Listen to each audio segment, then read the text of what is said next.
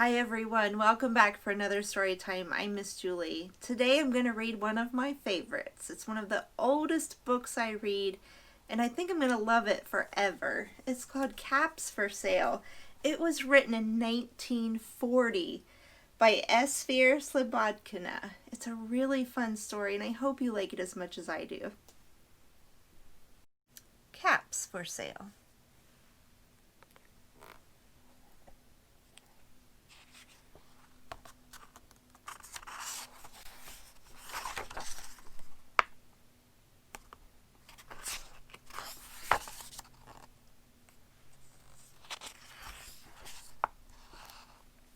Once there was a peddler who sold caps, but he was not like an ordinary peddler, carrying his wares on his back.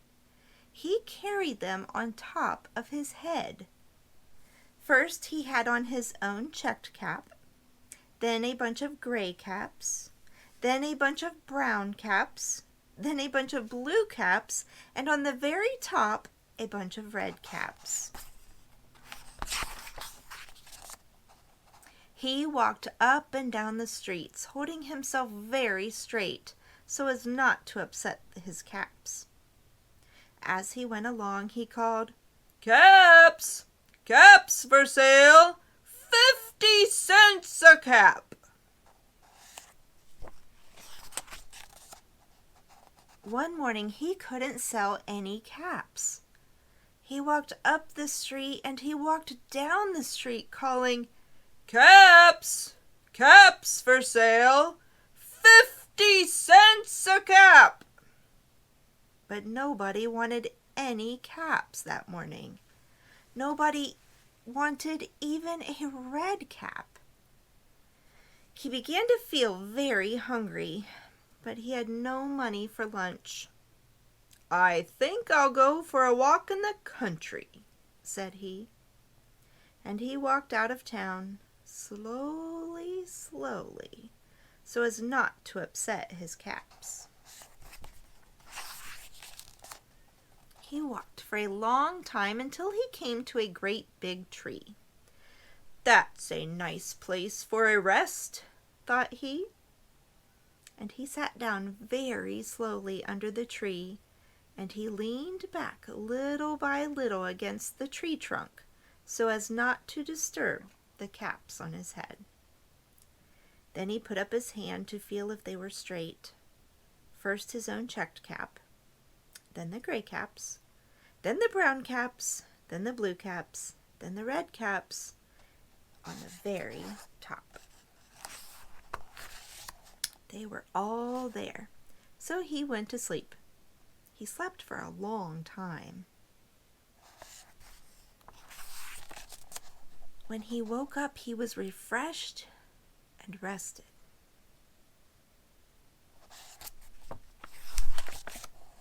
But before standing up, he felt with his hand to make sure his caps were in the right place. All he felt was his own checked cap. He looked to the right of him, no caps. He looked to the left of him, no caps. He looked in back of him, no caps. He looked behind the tree, no caps. Then he looked up into the tree, and what do you think he saw? On every branch sat a monkey. On every monkey was a gray or a brown or a blue or a red cap. The peddler looked at the monkeys. The monkeys looked at the peddler. He didn't know what to do. Finally, he spoke to them. "You monkeys, you!" he said, shaking a finger at them. "You give me back my caps!" But the monkeys only shook their fingers back at him and said, "Zzz, zzz, zzz." This made the peddler angry, so he shook both hands at them and said, "You monkeys, you give me back my caps!" But the monkeys only shook both their hands back at him and said, "Zit, zit, zit." Now he felt quite angry. He stamped his foot and he said, "You monkeys, you better give me back my caps!" But the monkeys only stamped their feet back at him and said, "Zzz, zzz, zzz." By this time, the peddler was really very, very angry. He stamped both his feet and shouted, "You monkeys, you must give me back my caps!" But the monkeys only stamped both their feet back at him and said, "Zzz, zzz, zzz." At last, he became so angry that he pulled off his own cap, threw it on the ground, and began to walk away.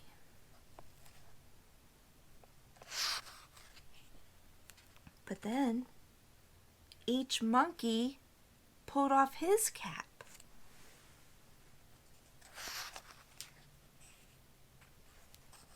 And all the gray caps and all the brown caps and all the blue caps and all the red caps came flying down out of the tree.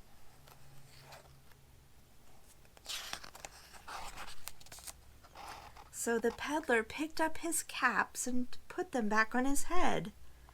First, his own checked cap, then the gray caps, then the brown caps, then the blue caps, then the red caps on the very top. And slowly, slowly, he walked back to town calling, "Caps!